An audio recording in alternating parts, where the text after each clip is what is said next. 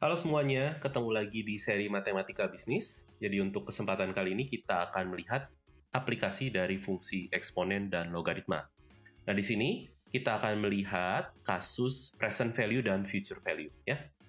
Jadi di sini kita punya permasalahan sebagai berikut. Jadi ada harga suatu tanah T tahun dari sekarang. Ini adalah VT ya. VT-nya 5.000 dikali E pangkat akar 3T dolar. Dan suku bunga yang berlaku ini 10% per tahun yang dibungakan secara kontinu. Oke? Nah, kita ingin menentukan dulu waktu yang tepat agar harga tanah tersebut paling besar ya, maksimum. Nah, yang perlu kita tahu di sini, VT ini menyatakan harga T tahun dari sekarang ya. Artinya harga tanah di masa depan. Gitu ya. Ini VT-nya. Ini masa depan. Masa depan atau yang tadi saya sebut future value ya. Nah, kita ingin mengetahui dulu harga tanah di masa sekarang, yaitu present value ya, sekarang. Jadi saya beri nama P gitu ya. Harga tanah sekarang. Nah, bagaimana hubungannya? Hubungannya tentunya dari suku bunga. Nah, kita ingat jika kita punya suku bunga yang dibungakan secara kontinu gitu ya, ini akan menghasilkan sebagai berikut ya. Jadi kita punya ini harga di masa depannya, T tahun setelah sekarang, ini adalah harga di sekarang, dikalikan dengan E pangkat RT ya, dengan R-nya suku bunga. Suku bunga tahunan ya. Begitu. Artinya apa? Jika kita punya V, kita ingin cari P, artinya PT-nya tinggal kita pindah ruas, yaitu VT dibagi E pangkat RT, yaitu E pangkat min RT. R-nya berapa? 10% dalam soal. Berarti 0,1 T, begitu ya. Jadi, ini yang mau kita maksimumkan. Nah, di sini kita tuliskan dulu VT-nya adalah 5.000 E pangkat akar 3T dikali E pangkat min 0,1 T. Atau ini kita bisa tuliskan juga T per 10 gitu ya. Nah, ini bisa kita sederhanakan lagi. Kita gabungkan dulu ya. Jadi ini 5.000 E pangkat akar dari 3T dikurangi T per 10 ya.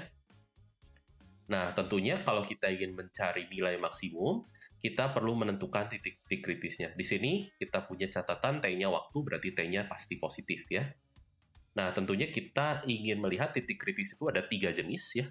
Titik ujung selang, dalam kasus ini tidak ada ya, karena kita hanya ingin melihat T yang positif. Titik singular artinya titik di mana turunannya tidak ada, namun fungsinya masih terdefinisi. Satu lagi adalah titik stasioner, yaitu titik di mana turunannya bernilai 0. Nah, karena titik ujung selangnya sudah tidak ada, kita coba lihat turunannya gitu ya, karena titik singular dan titik stasioner berhubungan dengan turunannya. Kita coba turunkan fungsi P ini dengan menggunakan aturan rantai gitu ya. Jadi kita akan punya P aksen T di sini adalah ini 5.000-nya tetap. Turunan dari fungsi eksponen ini adalah fungsi eksponen itu sendiri ya. Jadi ini E pangkat akar 3T kurangi T per 10 dikalikan turunan dari pangkatnya gitu ya. Ini kan aturan rantai. Jadi turunan dari akar 3T ini adalah akar 3 per 2 akar T gitu ya. Karena yang diturunkan hanya akar T-nya saja ya. Lalu ini turunan dari T per 10 yaitu adalah 1 per 10 ya. Minus 1 per 10 jadinya di sini. Seperti itu. Oke. Nah, sekarang kita lihat kapan dia bernilai 0. Gitu ya. Kapan dia bernilai 0? Dia bernilai 0 ketika ekspresi ini yang bernilai 0. Kenapa? Karena eksponen itu tidak pernah negatif, tidak pernah 0. Gitu ya. Selalu positif untuk setiap T. Jadi akibatnya kita bisa selesaikan yang di sini. Artinya akar 3 per 2 akar T sama dengan 1 per 10. Gitu ya. Jadi kita akan punya, di sini tinggal kita pindah-pindah ruas, akar T sama dengan, ini kali silang, ini 2 akar T, ini 10 per akar 3. Jadi akar T-nya adalah 10 per 2 akar 3. Jadi T-nya kita kuadratin, jadi kita punya 100 per, ini berapa nih? 2 akar 3 dikuadratkan 4 kali 12 ya, 100 per 12 gitu. Atau ini kita bisa bagi 4 ya. Ini hasilnya menjadi berapa nih? 25/3 ya. 25/3. Sip. Jadi ini kita punya titik stasioner yang 25/3. Titik singularnya ada nggak nih? Nah, kita lihat turunannya ini tidak terdefinisi ketika ini ya. Ada ya ini. Penyebutnya ini nggak boleh 0 nih, akar T ini nih. Nah, tapi kan kita udah punya syarat T-nya positif. Jadi aman. Turunannya selalu aman. Artinya, ini adalah titik kritis kita satu-satunya, yaitu 25/3. Nah, lalu untuk mengecek dia maksimum atau minimum, gimana caranya nih? Nah, kita bisa lakukan turunan sekali lagi. Ini yang namanya uji turunan kedua ya.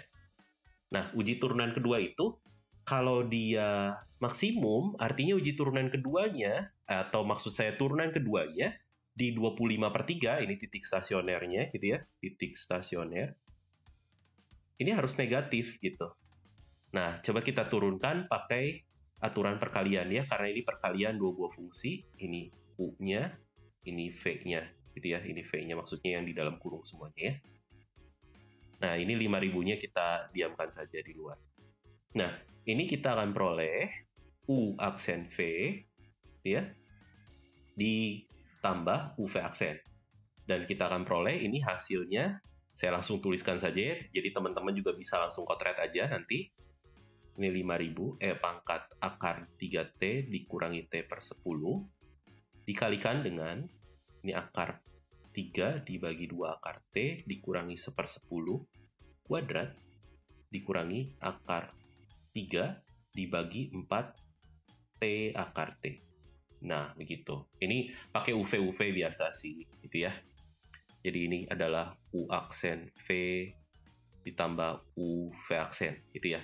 Oh iya, ini dikali 5.000, gitu ya, karena 5.000-nya di luar. Oke, gitu.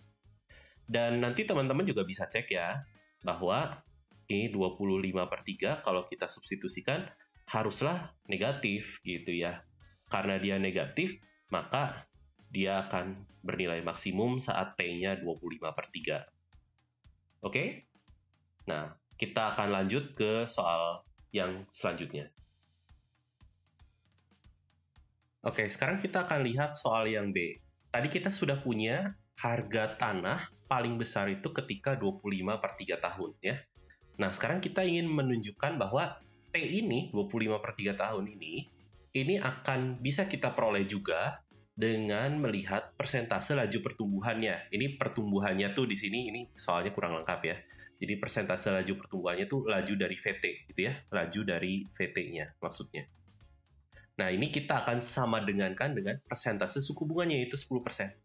Nah, kita ingat-ingat lagi, persentase laju pertumbuhan itu adalah V aksen T atau turunan dari V dibagi dengan V itu sendiri, dikalikan dengan 100%. Dan kita ingin sama dengankan persentase suku bunganya, itu adalah 10%. Nah, kita ingin menyelesaikan persamaan ini, dan harapan kita akan peroleh 25/3 juga sama persis.